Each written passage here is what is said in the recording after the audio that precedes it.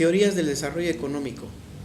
La presente exposición constituye una aproximación a las teorías acerca del desarrollo económico y el subdesarrollo, a partir de algunas de las principales teorías económicas acerca del desarrollo.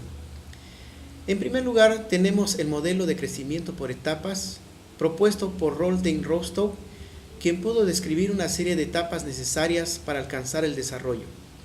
Los países avanzados habían cumplido 5 etapas fundamentales. 1.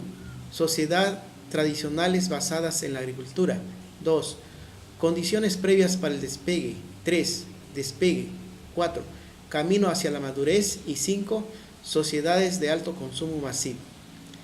Entre las críticas que se le puede hacer a este modelo está en primer lugar lo difícil que es adecuar en la práctica esta hipótesis a los países desarrollados, en cuanto a sus diferencias internas y externas. No considera las relaciones de propiedad el elemento más importante y determinante de las relaciones sociales e investiga en su lugar los cambios en las actividades sociales. No revela cómo ni basado en qué y con la ayuda de qué fuerzas tiene lugar este cambio en la estructura política y social. El modelo de crecimiento de Roy Harrod y Eve Sedomar, quienes toman como premisas metodológicas el equilibrio general, las proporciones macroeconómicas basadas como el ahorro, la inversión, el equilibrio fiscal, así como el equilibrio del sector externo. Dicha propuesta asume que en los países subdesarrollados el ahorro interno es insuficiente para cubrir toda la inversión necesaria. En consecuencia, utilizan en mayor o menor medida el ahorro externo, siendo este último público o privado. La crítica que se le hace al modelo es que en la práctica esto no es posible para los países subdesarrollados, debido a sus niveles relativamente bajos, porque el saldo en la balanza de pagos es generalmente desfavorable, lo cual está asociado a las deformaciones estructurales que presentan. En segundo lugar, la propensión marginal al ahorro es casi nula. Entonces no hay alternativa posible. Sencillamente, estos países no podrán por esta vía alcanzada el secreto del crecimiento económico. En el caso de los modelos neoclásicos del cambio estructural, desarrollado por Arthur Lewis, se basa en 2 sectores para una economía subdesarrollada. Un sector tradicional en las zonas rurales donde la población está muy concentrada y por tanto existe mano de obra excedente. El otro sector es denominado sector moderno, donde se supone que existe una elevada productividad. Este sector se encuentra en las zonas urbanas, por lo que la actividad industrial tiene supremacía. El ideal del modelo es demostrar que la transferencia de mano de obra del sector tradicional al moderno es la solución para lograr la transformación estructural de estas economías. La crítica que puede objetarse a este modelo es de que tiene la limitación de que ocurre todo lo contrario, pues no solo se destacan los salarios, sino además el desempleo del sector moderno es apreciable y la evidencia histórica muestra gran desempleo en las ciudades y poco exceso de mano de obra en el campo. Las propuestas del cambio estructural y pautas de desarrollo desarrollado por Chereny, la idea esencial es un proceso secuencial gracias al cual se transforma la estructura económica industrial a otras estructuras que reemplacen a la agricultura como locomotora del crecimiento económico. En determinada etapa, la agricultura tiene un papel determinante para el paso hacia la etapa inicial del desarrollo, pues se observó que cuando la renta per cápita se eleva, ocurría un desplazamiento hacia la actividad industrial. El segundo momento, denominado fase posterior, responde a la transformación que presenta cuando se da un paso de la actividad industrial hacia los servicios. La crítica a este modelo es igual que los demás, es simplificado, ya que la relación entre los 2 sectores es mucho más compleja de lo que realmente se presenta en dicho modelo. Los estudios de Simón Kunetz, quien propone la teoría del goteo o derrame, parte del supuesto funcionamiento de crecer primero y distribuir después. La esencia de esta teoría es que es necesario sacrificar a los desposeídos, es necesario concentrar la riqueza, es decir, no distribuirla entre todos por igual, sino dejar que la copa se llene y solo entonces se producirá el derrame de la misma. Este es el efecto goteo o derrame. Distribuir en la medida en que se avanza económicamente no ha logrado rebasar el subdesarrollo en los países que han aplicado este método. Más bien, se han olvidado de los poseídos y sus riquezas crecen desmedidamente. Los estructuralistas, corriente del pensamiento económico latinoamericano, surgido a mediados del siglo XX, proponen las categorías de países centros a los desarrollados y países periféricos a los subdesarrollados. Ven el problema del subdesarrollo fundamentalmente como consecuencia del desarrollo de los países centros.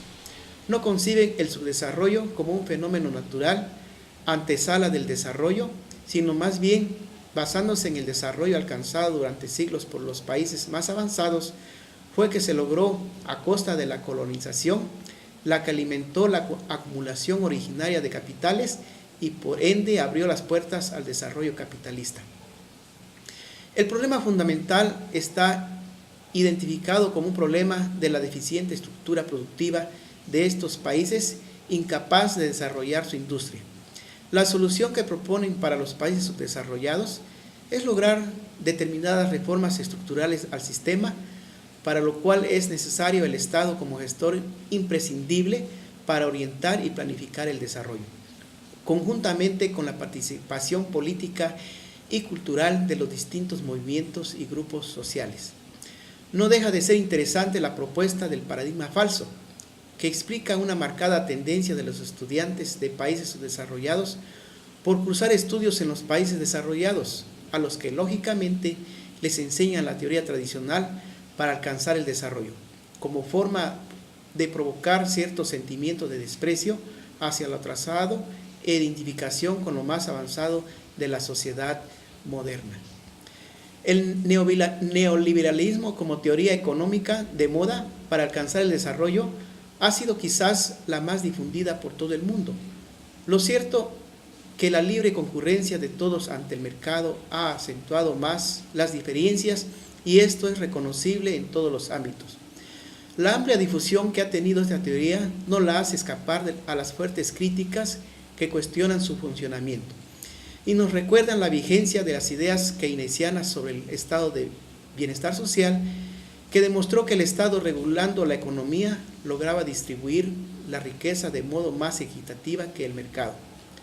La confianza depositada en los precios es admirable en tanto que excesiva y se pone de manifiesto en la siguiente cita: el sistema de precios es el mecanismo que desempeña esta misión, sin necesidad de una dirección centralizada, sin obligar a las personas a hablar entre sí o a que se gusten mutuamente.